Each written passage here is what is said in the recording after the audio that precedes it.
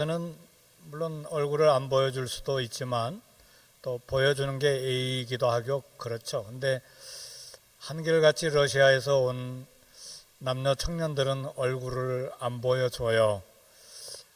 이유가 있죠. 다 조국을 떠나서 전쟁 때문에 미국으로 피신 와 있기 때문에 얼굴 보여주는 것이 그렇게 마음이 편치 않은 거예요. 그래서 저는 무조건 어디서 왔냐고 물어봤을 때 러시아에서 왔다고 그러면 웰컴 투 아메리카 해줍니다. 그러면 고맙다고 인사하고 그러죠. 근데 사실은 러시아는 참 큰 나라고 그리고 위대한 음악가들 그리고 위대한 문호들이 많이 배출된 그런 좋은 나라입니다. 또 비록 러시안 정교이지만 그러나 그 안에 개신교도 많이 있습니다. 아름다운 나라고 좋은 나라인데 지도자 몇 사람이 이렇게 잘못할 때 전 세계가 고통을 받고 지도자의 욕심이 세계를 힘들게 한다. 그런 생각을 합니다. 러시아 대문호 중에 하나, 대작가 중에 한 사람, 우리가 잘 아는 톨스토이라고 하는 사람이 있는데 그분이 지은 유명한 소설이 전쟁과 평화라고 하는 장편 소설이죠. 제가 기억하기에 한 6권으로 돼 있는 걸로 기억하는데 그런 소설도 있고 부활도 있고 근데 이분이 지은 소설 중에 또 하나는 사람은 얼마만큼의 땅이 필요한가 그런 소설도 있어요. 근데 그 책에 보면 바움이라고 하는 사람이 넓고 좋은 땅을 싸게 거의 공짜로 살 수 있다는 희소식을 듣고 그 마을에 갔습니다. 바움이 그 넓고 좋은 싸게 거의 공짜로 살 수 있는 땅의 그 조건이 그 촌장의 말을 들어보니까 1천 루블을 내고 1천 루블이 얼마인지 잘 모르겠습니다. 톨스토이 시대에는 1루블이 달러하고 비교할 때 얼마 되는지 모르는데 전쟁이 일어나기 전에는 달러와 루블이 1대1이었어요. 근데 전쟁 이후에는 1대100으로 떨어졌어요. 그러니까 막 엄청나게 떨어진 거죠. 그러니까 이 1천 루블은 얼마나 되는지 옛날 돈이니까. 근데 1천 루블만 내면 걸어서 하루 종일 걸어서 가는 길만큼 땅을 주겠다고 하는 조건이에요. 근데 하나 조건은 더 있는 건 뭐냐면 해가 서산에 넘어지기 전에 돌아와야 돼요. 그렇지 않으면 계약이 무효가 되고 1천 루블 낸 것 돌려주지 않고 끝나는 거예요. 그래서 다음날 아침 지금 이건 사람은 얼마만큼의 땅이 필요한가 소설에서 나오는 톨스토이의 이야기입니다. 다음날 아침 일찍 바움이 1분이라도 아끼려고 부지런히 걸어갔어요. 부지런히 아침부터 걸어가는데 낮이 되니까 태양이 중천에 걸려있고 얼마나 더운지 그래도 땅에 대한 욕심 때문에 막 걸음을 빨리 해서 걸어가는데 오후 한참 지나서 보니까 돌아가야 될 때가 됐어요.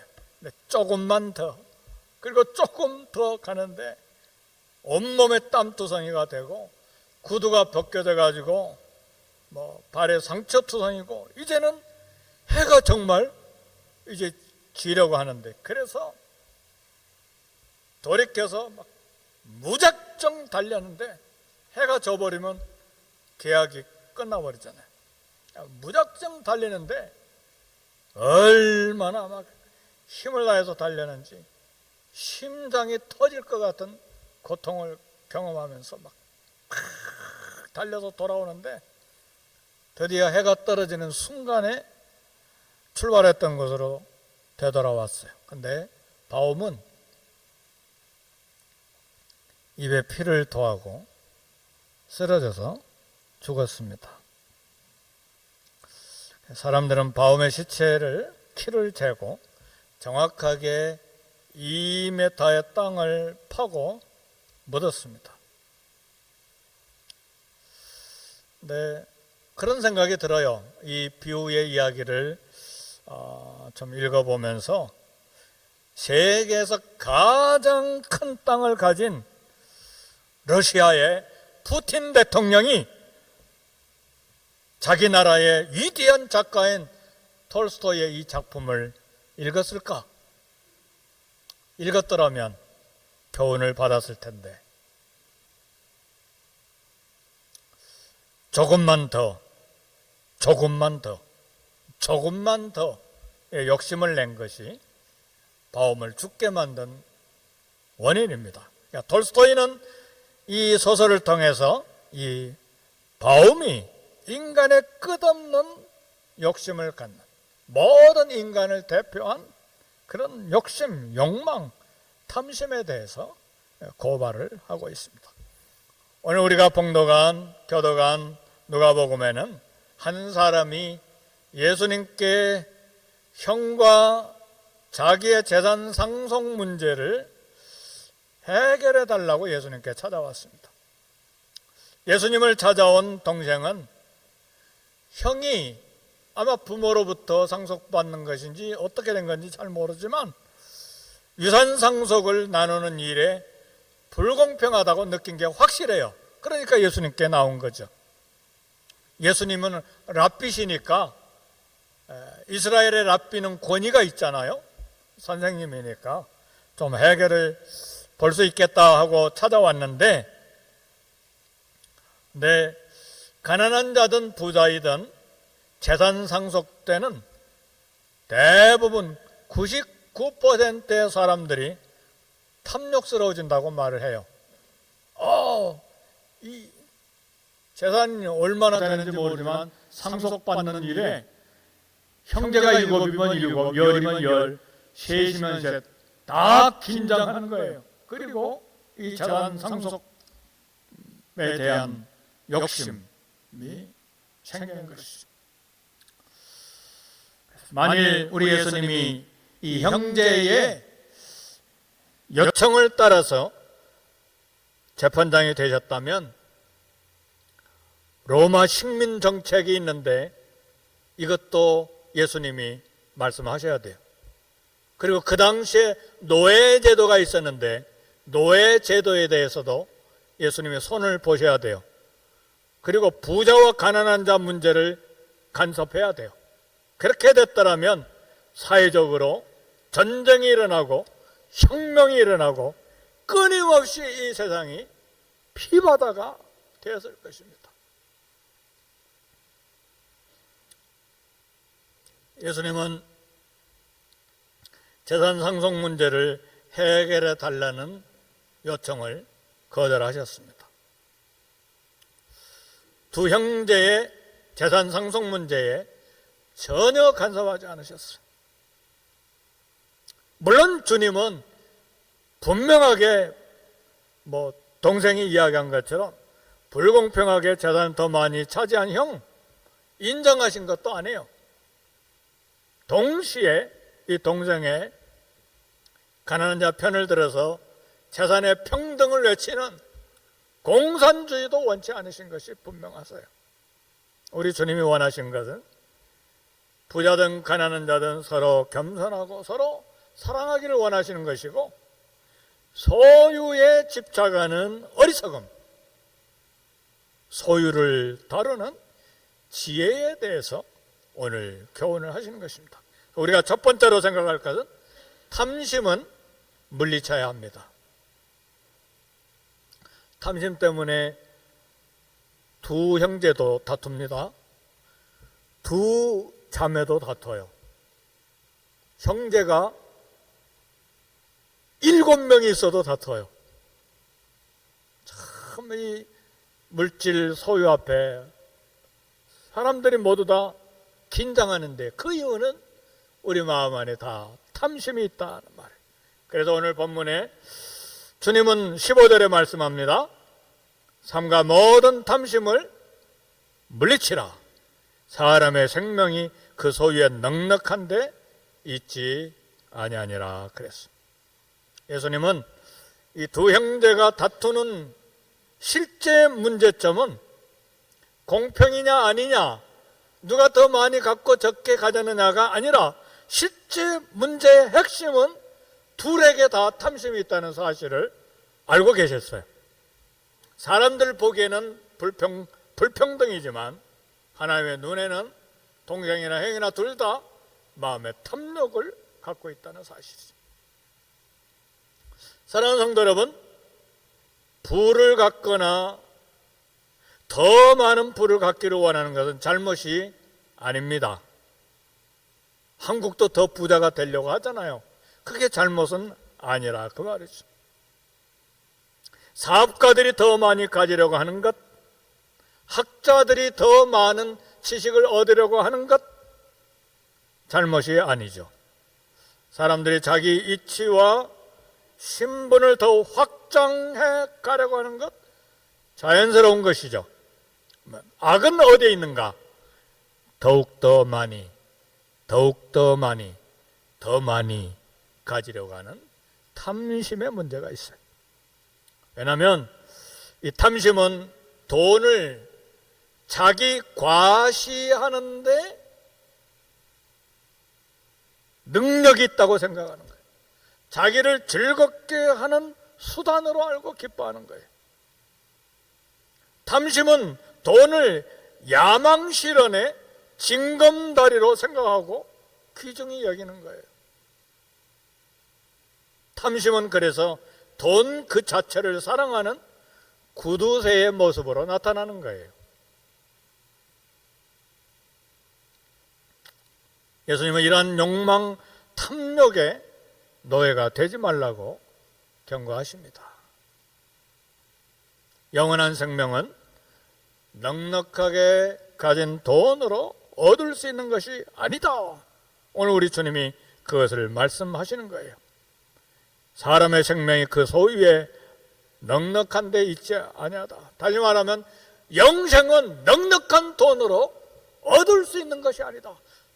조금 더 쉽게 말하면 천국에 들어가는 건 돈이 많다고 천국에 들어가는 것이 아니다 라는 말씀이에요. 삶의 우선순위는 재물보다, 상식적으로 생각할 때 재물보다 건강보다는 영혼에 있습니다. 재물 때문에 몸이 다 상하는 사람이 이 땅에 얼마나 많은지 몰라요. 그래서 건강에 많이 투자하죠. 그러나 세상은 정반대예요. 재물을 첫째로, 그 다음에 건강, 그 다음에 영혼은 관심 없음이에요. 세상은 그래요. 이렇게 된 것은 마음의 눈이 탐심으로 가려져 있기 때문에 그렇습니다. 예수님이 이 부분을 분명히 하기 위해서 농부의 비유를 말씀하셨어요. 두 번째로 생각할 것은 재물이 우리의 미래를 보장하지 않는다 그 말이에요. 아무리 많은 소출을 아무리 많이 쌓아놔도 그것이 내일의 생명을 보장할 수가 없다는 말이에요. 여기 비유로 소개하신 우리 주님의 비유의 내용은 어리석은 부자인데 농부의 비유예요. 소유에 대한 지혜를 이야기합니다. 한 농부가 있었는데 이미 소유가 많았고 밭의 소출이 풍성했습니다. 이 농부의 잘못은 무엇인가? 우리 주님은 이 소출, 소득의 부의 성공을 잘못이라고 말씀하지 않아요. 하나님은 부자 아브라함, 부자 욥, 부자 아리마대 요셉 부자라고 꾸중하신 적이 없어요. 그러면 이 부자 농부가 정직하지 못한 방법으로 부를 늘렸는가? 안 그런 것 같아요.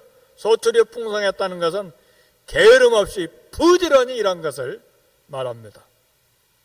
그런데 이 어리석은 부자 농부가 모르는 것이 있었어요. 여러 해 동안 먹고 살 수 있는 존재가 아니라는 사실을 몰랐어요. 쌓아놓으면 여러 해 오랫동안 장수할 것이라 그런 존재가 아니라는 말이에요. 여러 해 쓸 물건이 자기 영혼을 만족시킬 수 있을 것으로 착각했어요. 그러나 쌓아놓은 물건이 우리 영혼을 결코 만족시킬 수 없습니다. 부자는 자기 육체가 죽음을 피할 수 없는 존재라는 사실을 몰랐어요. 그래서 이걸 몰랐고 이걸 착각했기 때문에 현재 창고로서는 쌓아둘 수 없을 만큼 많은 수입이 생겼을 때에 지금의 창고를 헐고 더 쌓고 더 큰 창고를 지어서 재산을 보관할 계획을 세웠어. 내가 창고를 헐고 더 큰 창고를 짓고 내가 쌓아둘 것이고 내가 이렇게 말하리라. 내 영혼아 평안히 쉬고 먹고 마시고 즐거워하라 하리라. 그러니까 자신에게 미래를 명령하고 있는데 너는 쉬라, 너는 먹으라, 너는 마시라, 너는 기뻐하라. 이 미래 명령은 하나님만 하실 수가 있어요. 내일 일은 우리의 날이 아니에요. 내일은 우리의 날이 아니에요. 오늘도 우리의 날이 아닐 뿐만 아니라 더더구나 미래는 하나님만 명령하실 수 있어요. 근데 부자는 자기가 하나님의 자리에 앉아서 미래를 명령한 거예요. 불신앙의 사람이죠. 하나님의 주권을 인정하지 않은 불신앙의 사람이죠. 하나님을 알지 못하고 믿지 않는 불신자임이 분명합니다. 많은 재물을 쌓아놨다고 영생과 미래가 결코 보장되지 않는다는 것을 우리 주님이 확실하게 말씀하셨어요. 누가복음 12장 20절에 하나님이 이르시되 어리석은 자여 오늘 밤에 내 영혼을 도로 찾으리니 그러면 내가 준비한 것이 누구의 것이 되겠느냐. 부자는 여러 해 동안 살 것을 생각했는데 그러나 주님의 생각은 오늘 밤에 내 영혼을 찾겠다는 계획이에요. 어리석은 자는 스스로 자기 육체와 영혼의 주인으로 착각했는데 영혼의 주인 대신 모든 소유의 주인 대신 주님이 어리석은 자여 오늘 밤에 내 영혼을 도로 찾겠다 선언하신 거예요. 그래서 이 사람은 그날 밤에 자기 인생이 끝장나는지도 모르고 있었어요. 우리 인간의 삶은 미래를 예측할 수 없는 불확실성으로 가득 차 있어요. 그래서 우리는 이 불확실성 속에서 확실성을 확보하기 위해서 택하는 방법이 재물을 많이 모아두는 것이죠. 은행 계좌에 더 많은 예금, 더 많은 종류의 보험 상품에 가입합니다. 그러나 재물이 아무리 많아도 그것이 미래를 보장하지 못합니다. 재물이 인간의 영원한 생명, 영생을 보장해 주지 못한다는 말씀이에요. 그래서 세 번째로 우리가 생각할 것은 우리는 청지기로서의 삶을 사는 지혜가 있어야 됩니다. 모든 소유, 모든 생명 주님으로부터 받아 관리하는 청지기입니다. 저와 여러분들은 매니저예요. 주인이 아니라 청지기, 매니저. 주인이 와서 결산하자 할 때에 다 내놓고 점검 받아야 됩니다. 왜? 우리는 매니저고 주인이 따로 있기 때문에. 생명의 소유권자가 말씀합니다. 오늘 밤에 내 영혼을 도로 찾겠다. 부자는 그의 생명뿐만 아니라 그날 밤에 그의 소유까지 다 잃을 것입니다.